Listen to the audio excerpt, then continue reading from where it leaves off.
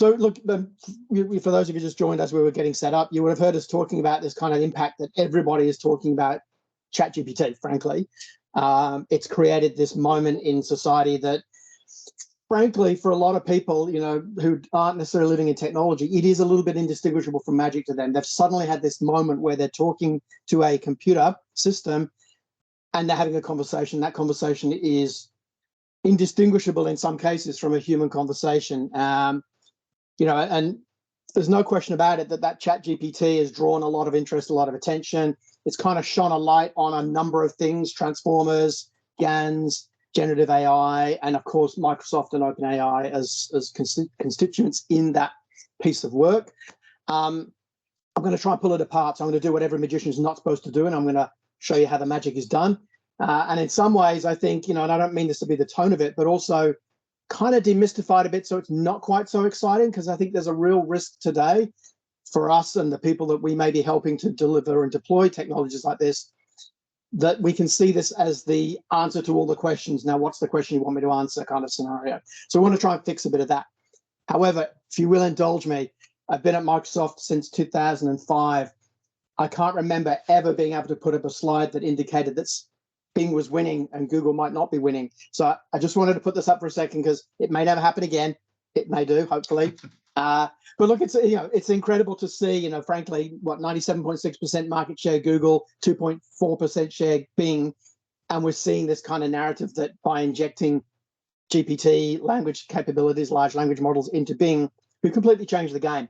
And we've got a lot more to come. I can't give any details as yet, but trust me, this was step one on what we think we're going to start doing around the introduction of generative AI into technologies. So yeah, please, I can see chat popping up. Just throw questions in there. We'll try and get to them. In fact, let me bring the chat window up so I can read at the same time as talking and kind of get a sense on it. That is a good article, actually, Andrew. That one I've read there. It's a really good perspective on it. So you probably all know who OpenAI is. I'm not going to spend a lot of time talking about who the company is. What I am going to spend a bit of time on, really, though, is trying to address some of the challenges that around our partnership, because let me just let this build out and I'll just talk through the points. This is some of the stuff that I think really needs to get clear, is that, you know, OpenAI is not Microsoft and we are not the same company, and you're going to see some stuff that OpenAI do and mechanisms they use that are very different to how Microsoft's going to bring the technology to market. Unfortunately, people tend to conflate the words OpenAI, ChatGPT, GPT, and Microsoft all meaning the same thing. They're not. We share technology and research, and we have a deep alignment in that research area, but that's kind of the core of it. So by the same token, when you hear and talk about the opportunity to work with Azure, OpenAI, GPT, that is very different to OpenAI GPT, which is the public product, GPT. And then there's the Azure product, which is much more of a closed product designed for enterprise trust. And I'll kind of frame that a bit as well. And then probably most importantly, because I think this is the one that everyone's struggling with a bit, is, and I've seen, geez, I saw an article this morning that said Microsoft's ChatGPT has now been integrated into Bing. And I scratched my head at the number of things that were wrong with that. So ChatGPT is not what we have in our new Bing. ChatGPT is one iteration of the model built in one particular way, supervised learning with some reinforcement. Bing is built on an iteration of that engine, integrated into Bing core search data set, and integrates the Prometheus model, which I'll touch on as well. So they're quite different, and we really want to make sure that clarity is understood between the two. So just to let me build this first part out of this. I think this is an interesting way to frame it, because generative AI is a relatively new field as compared to, say, AI, but it's quite misunderstood in terms of the differences between it and what we've been doing for the last 30, 40 years in AI. Because, you know, AI is probably in that sort of sphere of age in terms of real practical applications. And AI and then iteratively machine learning have fundamentally always been about statistical modeling of decision trees, either weighted or unweighted, large data driven or not large data driven. But fundamentally, it's about using machines to analyze data and make a decision, a binary style decision around what that data is telling you, whether that be the clustering of the data to look for weighting outputs or whatever it may be. Deep learning was an interesting twist in the early 2000s, where we started to kind of be able to layer that into multiple functions. So, you know, deep learning is the application of layered approaches. So we break the data up into constitutional parts to understand the problem. in and around, I guess, 2014-ish, been that sort of period, we started thinking more deeply about GANs, generative adversarial networks, I should say. Transformers came around in 2017, and we started to see a real shift in the ability for AI to not just consume data and understand it or provide context to it, but actually to create new data in a way that was actually meaningful. We had generative AI prior to that, but it really was very probabilistic and not very intelligent in its deployment. But what that's kind of created for us is this really interesting dichotomy in society, because now everybody knows about AI. Everybody's played with ChatGPT. They've asked it a dumb question, and they've seen it do amazing things and create amazing content. But at the same time, people are starting to recognize the potential risk of harm that tools like that do, the dangers of using weighted large language models to construct information that may well be conceived to be truthful fact. Is a real issue around social acceptance and the risks of harm. But we're also seeing some amazing scenarios where it's assistive human process. The one that I love, because it's such a challenge, is the education sector hates this tool because students use it to kind of answer questions. But faculty and education love this tool because they can build an entire coursework, build the rubric, then build a scoring model for the rubric, and then use the tool to score the source from the students against the rubric that the tool itself created. It's sort of self-consuming in that way. So it's a very divisive set of technologies. And it sort of started, as I said, back in the whole generation of generative AI started around 2014 when GANs started to become sort of an area of research. And simply put, a GAN is a generative adversarial network, neural network is two networks that are pitted against each other to improve the quality of both of them, both the generator and the detector side, or the generator discriminator side of it. So in a sense, you've got the generator trying to create forged or imitation copies of something from a noise vector, from a random set of data. The discriminator is looking at the real objects and determining the difference between fakes and real, and feeding that back to the generator. And as you do that, they both kind of get better. Interesting side story. I was reading an article about Microsoft's Bing GPT implementation. And one of the ways in which Prometheus model works is exactly this as a GAN. So you've actually got two AIs operating underneath that Bing model, where the first one is gathering the information, finding the responses to the user's needs. And the second one is then assessing the validity and the truthfulness of it and deciding whether or not to allow that post to go forward. I'll show you a bit more of that when we look at Bing, but we're absolutely using that GAN model in to provide some of that protection that you want to see in a generative AI service in the Bing API, which is quite different to what you're going to see in ChatGPT as well. So thinking about this from an OpenAI point of view, OpenAI, born in 2015, were prior to, or just as Transformers were becoming a thing in 2017, they were starting to test this idea that traditional sort of image classification had been done by just simply taking images, labeling them, turning the labels into tokens, i.e. non-representative data, and then using that to train the model on this is what the images are. With CLIP, they explored this idea that could you actually do both language training and image training as an adversarial network model, so that the language and the image are both learning together to be better at classifying what you see by label, as also what you have in the image, and kind of combining the two together. So it became it was a zero-shot model that was designed to try and figure out far quicker what an image representative is. And in fact, it's the precursor to what DALL-E became. CLIP was the engine that sat before DALL-E became the major tool and engine. Kind of swinging back to language models and thinking more about where we're going with GPT and ChatGPT and Bing and that.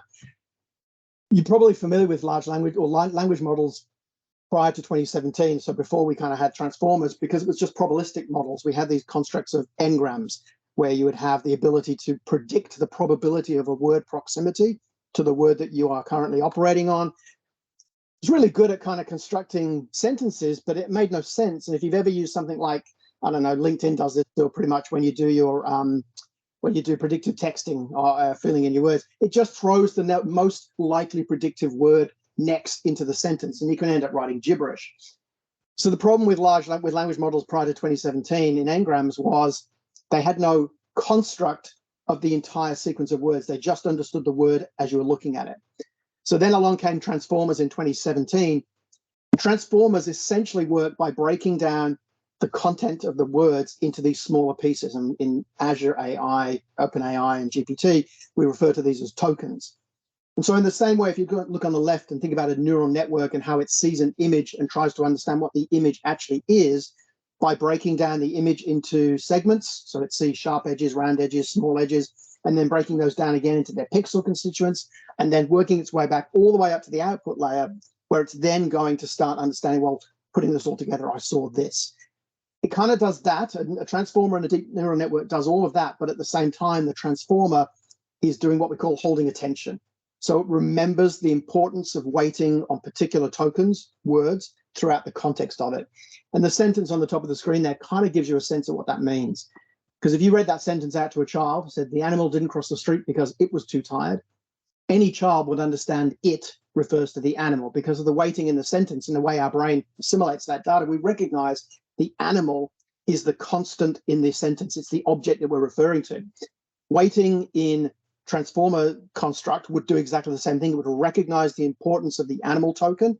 And then as it gets to the it would look for weighting importance back in the full body of the sentence and recognize it means animal. And it's that kind of idea that means a transformer, along with a large data set, huge billion numbers of tokens, and a deep neural network, is able to construct very rich human-like responses to your questions and understand all of the context of what you're saying. It doesn't understand the word, it understands the entire paragraph, which is what's made them so powerful, so impactful today in society, and create that almost human-like language. But it's important, as many of you probably know, to think about the fact that whilst it is amazing at recognizing what the words correlate to each other in the language and in the conversations you're having, it does not understand any context of what you're saying. It doesn't know what an animal is. It doesn't know what a street is. It doesn't understand the construct of being tired. It just understands how those words come together to create a logically human readable sentence. And that's perhaps where society has gone a bit crazy with GPT models, is they've kind of thought it seems to understand, but it doesn't. But that said, it has done a bunch of amazing stuff out in the wild. And when you've seen this, so many different things. And it's like any technology, human beings suddenly kind of find incredible different ways to make the technology do what they want it to do. And at the same time, they've found all these amazing ways that it can create poetry and give advice and build structure for lifestyle choices, do coding and all this kind of stuff. They've also figured out how to jailbreak it, how to make it hallucinate on purpose, how to circumvent its core programming, to jump behind the scenes, so to speak, and understand its actual core instruction set. So there's a lot of interesting and crazy stuff there that, you know, as we bring it to these generative AI services to Azure, we really need to think differently about solving some of those problems, which is what I want to touch on. So quick look at the architecture of this from an Azure point of view, because if you're familiar with it in the GPT OpenAI sense, it is just a large language model out on the internet. You throw words at it, it uses those words to learn about it, interactions. It's using your content for reinforcement learning and gives you great responses back. In an Azure world, when we host those services, so GPT today, Codex, DALL-E in preview, and then ChatGPT is coming at the end of Feb, they're still hosted inside of Azure. So they're in Azure on our infrastructure, sitting in West US, East US, and Western Europe inside of Azure. You can set up your own tenant with your own Azure subscription, and you can tap into that. In fact, you can not just tap into those large language models, you can do fine tuning on your own versions of those models as well. And it all stays within the Azure tenancy, and your completions and prompts run within your tenancy. But it's important to note that even though it's running inside your tenancy, this is an interestingly different kind of model to other Azure AI services, because the large language model you're going to use to construct your completions is actually coming from a hosted service inside of Azure that's actually being fed by external sources. You know, it's still learning by other sources. It's coming from OpenAI. And so that leads us to do some different thinking around how we manage the access and control the services to that. I see the question was around a difference between tokens and the context of a transformer model. So you kind of, I'll just pull up a slide that I had on this. So, because it is an important point. So simply put, a token is a way that the model can deconstruct our language into consistent consumable parts, not dissimilar to how we might break up a word, into its constituent pieces when we say it. So hamburger gets broken up into ham, bur, and gur, because there are three components. There's three tokens in that. The way that the models are designed to work is, and you see there are 4 different models. I believe you were taught a bit about these in one of the last sessions. 4 different models we have inside of GPT are all capable of processing a certain number of tokens at once. So if you kind of look at that from a Da Vinci point of view, 4,000 tokens, so whatever that equates to in the complexity of the language you're putting into it, it is able to hold attention across that many tokens at once and understand the context of that body of information you put into it.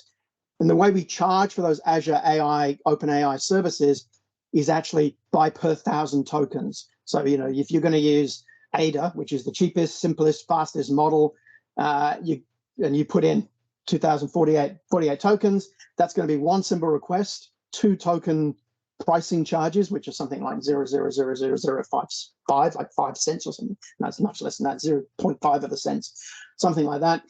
And you're going to get fairly quick response. We're all the way up to Da Vinci, where you can double that size of tokens, a lot more, and there's a higher cost to the consumption, but you'll get a far more complex, richer set of responses from Da Vinci than, say, you would do from Ada. And they have different use cases and different scenarios, but they are all fundamentally built off the same GPT engine. And in fact, it's important to point out that DALL-E, Codex, GPT are all built fundamentally off the same GPT-3 core base model, and they've subsequently done iterations and classifiers built off that. So, you know, ChatGPT is GPT 3.5. You know, Codex is a code extraction model, so we've got Cushman and Codex that come out of that. So, point being, here in the time we've got, there's a lot of different moving parts inside of this. There isn't just a GPT service inside of Azure. There are 6 separate GPT services for language. Then there's the DALL-E service separately. And then there's the fine-tuning versions of those models as well. So there's lots of different things you can go look at inside of the Azure portal to kind of play with some of these technologies. I'll show you that portal in a second, but I want to just highlight one thing, because I think this is an important thing around our constructs around responsible AI that we want to share with you, is because of what I said earlier, because OpenAI services are actually pulling data sets against an externally trained large language model, i.e. Da Vinci or Ada or Babbage. When you build an AI service using Azure OpenAI, all of your content stays within your tenancy. All of your fine-tuning data, all of your model deployments stay within your tenancy. However, the request and the logic is going to go off to the large language model, which still sits inside Azure, but is being trained by external sources, and then you're going to get your prompt and completions coming back and forth that way. So we actually have a fairly different kind of approach in Azure OpenAI, where we apply a layer of content filtering to that service.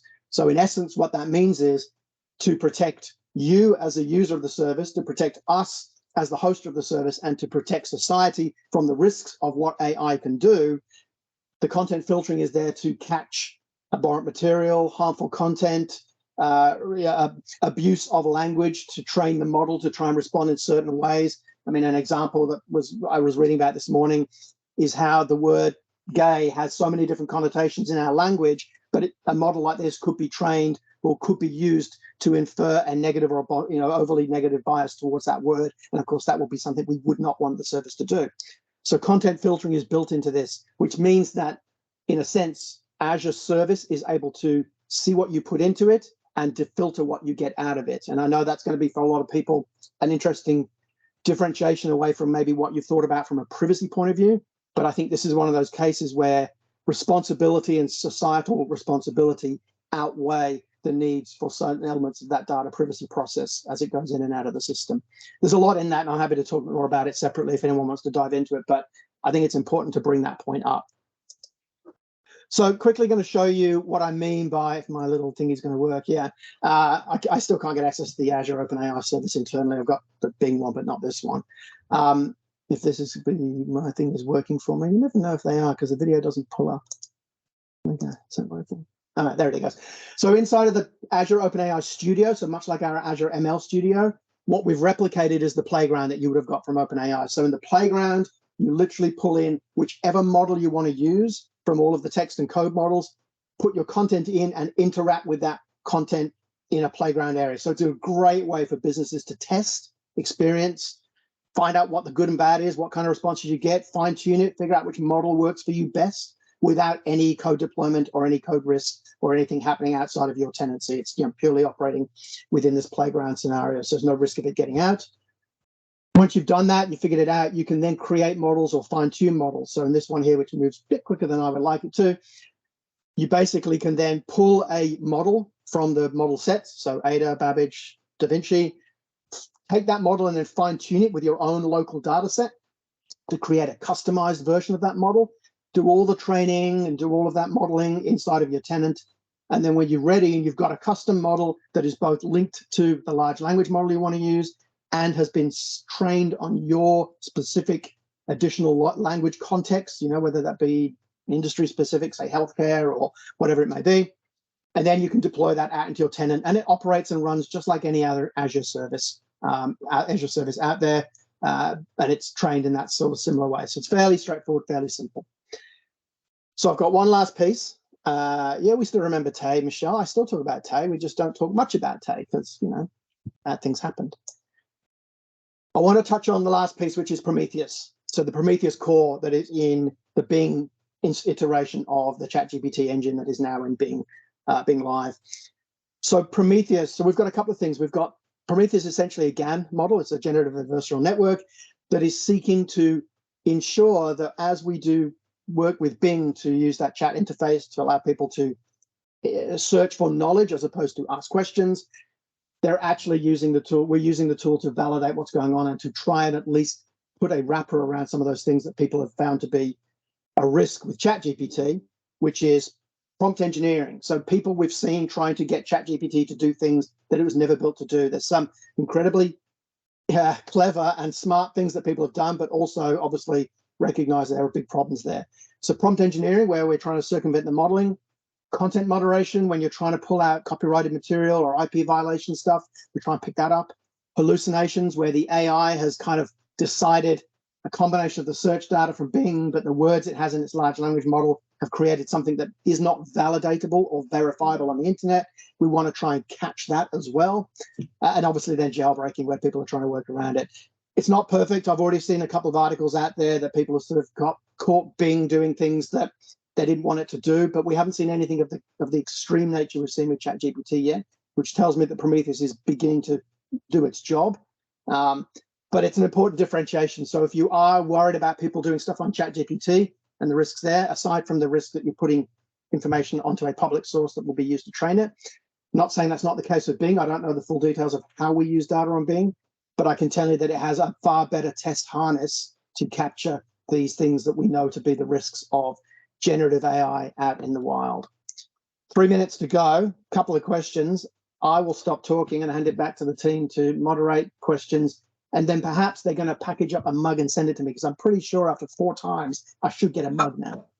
Have you not got a mug? Is it still in the post? Nobody sent me a mug, ever. Lee, thank you. I think, yeah, you're getting a mug. Don't we have a T-shirt as well? No, he gets both. He gets 3, 4, 5 of them. All right. You're going to get it. You're going to load down special package. I can run it instead of the NASA one. We got a hand up there. Do you want to come off mute? Is it Sky? It might have been a that was a sorry, I wanted to clap because that was great and quite interesting, but technology only quite interesting. Very interesting, exceptionally interesting, mug worthy interesting. I'm only joking. Thank you though. I appreciate the commentary. Marcus, your question, how fast does the model update? I don't have the exact number, but I've seen stuff that has appeared within hours of it being a publicly released piece of information on the internet. Because it's using the Bing core search engine, whatever Bing can see and obviously validate through URLs and validatable content, as in multiple sources, then Bing GPT, whatever it's called, Prometheus model, is capable of validating that content as well. So a lot of the questions, Lee, are around exactly what you spoke about at the end of the session, basically how to sort of make sure that the AI is operating within certain boundaries. But one thing that I think I heard you mention was that it's going to be bringing in continual updates from external data sources. And I was just curious whether or not there's a way to ensure consistency. So if you implement this in an enterprise context, yep, affecting certain outputs, and suddenly the model updates from data sources that are out of your control, what's the potential for it to go awry? Absolutely, the potential is there, and which is why two things. Which is why we first of all we have the content filtering moderation layer, because it will create that output. But in some ways, that's exactly what you expect a generative AI service to do. It's generating human-like kind of evolution of thought and evolution of process. If you've done ChatGPT, you know, it's not a question of question answer. You're having the conversation, and it is learning and adapting from what you've said, which is kind of to the point I made up front that generative AI is super cool, really amazing, interesting, crazy, wild technology, but it doesn't suit every need. And if you are a corporate environment that needs a Q&A system to help customers navigate your services, you don't need a generative AI. It doesn't need to be human-like speech. It needs to be accurate Q&A responses or data sets. And so cognitive AI is probably a better outcome than generative AI in some of those commercial scenarios. Yeah, good point. Yeah. We are at time, but just one thing, There's a ton of questions. there are a ton of questions. It's just hard to sort of pick one, and we're at time. But the studio that you showed, that's basically a simple that anyone can request access to. So it does have a request and get approved. It's not a sandpit environment. No. It's an environment for you to be able to try and customize the models based on your data. It's in your sub, right? Deploys in your sub. Correct. You can productionize whatever you build. The output model you can use in production scenarios is gated though. So whilst it's not free access, it's gated because we do a use case sanity check to make sure it's a responsible use case, not. Limited access program prevent, as you say, absolutely kind of as a first step to go through. There's no fast track process. There's not a need for a fast track process. There's a process to vet your use case. Gotcha. Because we just don't want to allow, and this is the same for lots of our AI services now, is we don't want them just used for any old use case. They have to be something that we can stand behind. Okay. Yeah. All right. It's a little tip if you are going to apply for it. Sorry to interrupt. Yeah, little tip if you're going to apply for it. If you only want large language models, don't just go, oh, tick, I'll have all of them, give me DALL-E as well. It will really slow down your request because that's in preview and there's a lot more complexity with that. If you just want to play with the language models, apply for GPT.